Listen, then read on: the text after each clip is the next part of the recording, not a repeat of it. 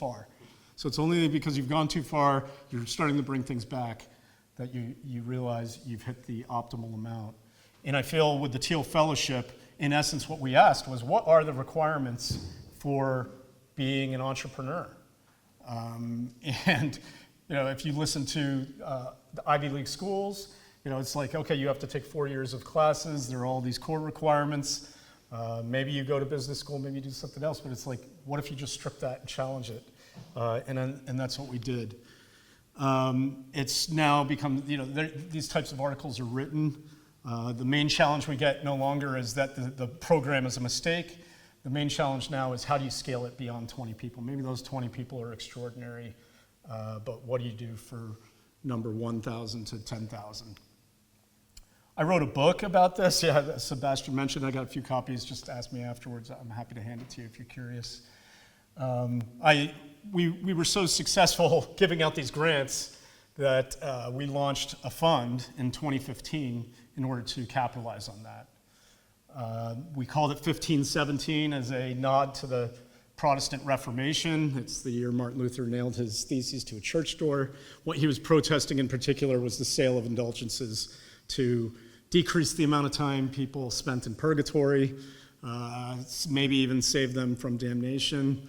But of course, that was just a piece of paper. And so our joke was maybe the diploma is the new indulgence. It's Yale or fail. If you don't have a diploma, you're going to hell. And the idea was, okay, maybe that's bullshit. So we launched our fund. We've been in business 9 years. We've had our own successes, but some of these people were former Teal Fellows. Luminar Technologies, they make a LiDAR system. They went public in 2020. That headline about Loom, that was one of our investments. They were acquired for nearly $1 billion. So we've returned over $215 million to our investors on something like 30 million invested. So pretty good returns so far for those investors, all based on the premise that maybe these requirements aren't necessary. Well, what's going on here? I'm going to present some ideas about the funding environment and why younger, talented people are overlooked, and how that has, it's had a pervasive effect throughout science and technology. I think it affects universities, government grants, you'll see. And the thing is we just don't trust younger people to do extraordinary things. You have to spend your whole 20s building credibility before anyone takes you seriously. And even then, you might have trouble. So it's not just about like finding some kid in a hoodie in Silicon Valley and building the next web app. This is about advancing the frontiers of science and technology. Our institutions are rotting. You could pick just any, you could pick the media, you could pick government. This is one of my favorite. It's just, it takes so long to do things now. It took 3.5 years, close to 4 years, I think, to build the Golden Gate Bridge. And then it took San Francisco 20 years to build a bathroom. I think the same is true in physics and chemistry now. The only question is why. There are lots of papers on this. This one in particular has had a rebuttal recently, but I think the overall trend is still undeniable, that we're just making marginal incremental advances. It's hard to see in Thomas Kuhn, the philosopher of science. He talked about revolutionary versus normal science. We are very much in the normal science regime. It's hard to see any big breakthroughs that are on the level, let's say, the difference between Einstein and Newton.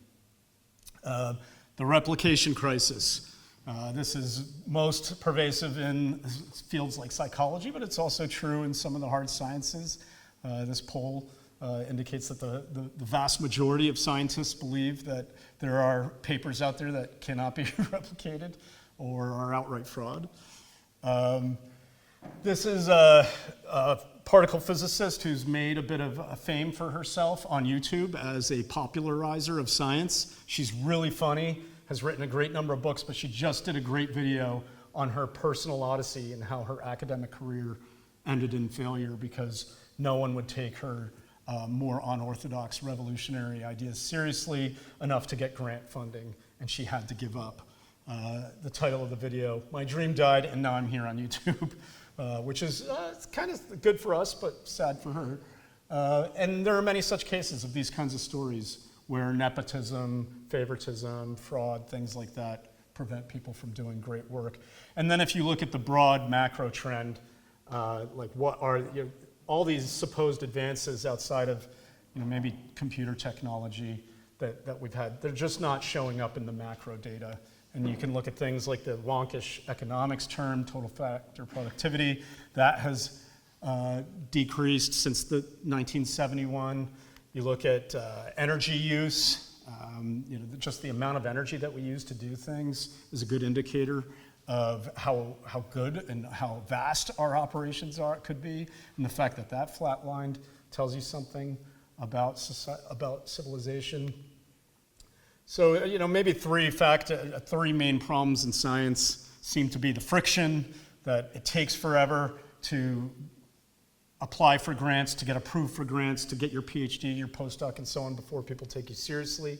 The quality of the science is questionable because science is now about prestige citation and not really about reproducing results and independent verification. And then because of the funding models and because all the prestigious positions have been captured by the last generation, it's very hard to get their approval to do anything that would overthrow all their work.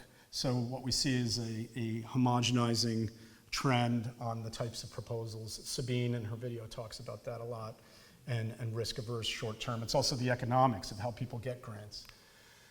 Real quick, I think it is, but I maybe can't make the full case for the importance of tech progress and scientific progress, but I do see, because I live in a ski town, I've come to see our situation as being a skier in front of an avalanche. If we don't make progress, we will be killed by the avalanche behind us, but if we go too fast, we might wipe out and die too. So there's some optimal speed. We can grant that AI might be dangerous, but that doesn't mean we should slow down. It means we have to go fast enough to stay ahead of the avalanche. And government funding is certainly part of that. How much time do I have? Okay, so this is just like the 100-year trend. Like, that's the problem I just described. This is an economist, Benjamin Jones. Check out his work. He's done some amazing analysis across a set of papers about looking at the age at which people achieved certain things, milestones. It could be, when did a scientist publish their first paper?